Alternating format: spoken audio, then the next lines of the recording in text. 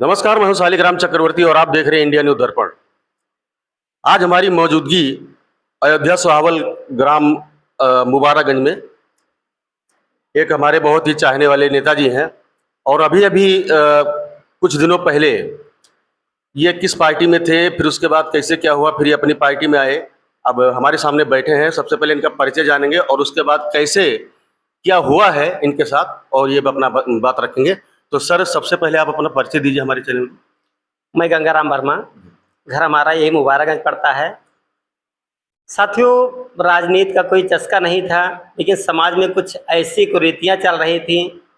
किसानों के साथ में दुर्व्यवहार हो रहा था और किसान और नौजवानों का हक ही हमें राजनीति में आने के लिए प्रेरित किया और हमने किसानों के हित के लिए ही राष्ट्रीय लोकदल का दामन थामा। जहाँ पे हमने देखा कि हमेशा राष्ट्रीय लोकदल ने हमेशा किसानों के हित की ही आवाज़ उठाई है। अभी करंट में उन्होंने बीजेपी के साथ में सामंजस्य में हैं, इसलिए इस समय मुद्दे थोड़े से कम उठा पा रहे हैं। लेकिन हमारा प्रमुख एजेंडा जो है वो किसान हित और नौजवान हित। आज हमारे देश की रीढ़ की हड्डी हमारे किसान और हमारे नौजवान हैं, इसलिए उनके साथ में जो भी आज दुर्व्यवहार हो रहा है वो हमसे सहन नहीं हुआ और हमने राष्ट्रीय लोकदल से इस्तीफा दे करके और अपने एक नई पार्टी का गठन करने का विचार हुआ।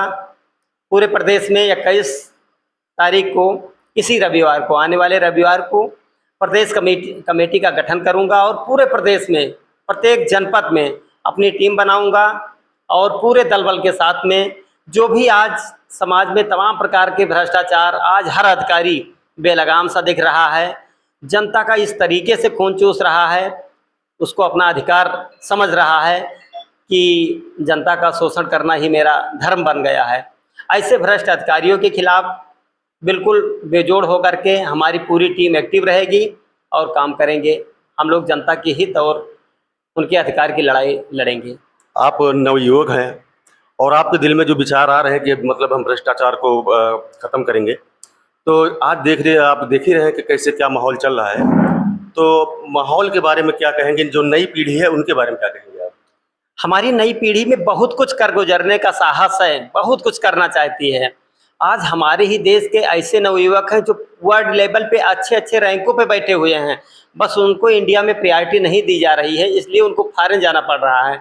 आज अमेरिका जो अपने आप में महाशक्ति गिनता है, वहाँ के कंप्यूटर पे उंगलियाँ हमारे भारत देश की ही चलती हैं, तब वो महाशक्ति बना बैठा है। लेकिन हमारी सरकारें पता नहीं कब इस बात को समझ पाएंगी कि हम ऐसे युवाओं को अपने ही देश में प्रायोरिटी दें और अपने देश को ही विश्व गुरु बनाएं।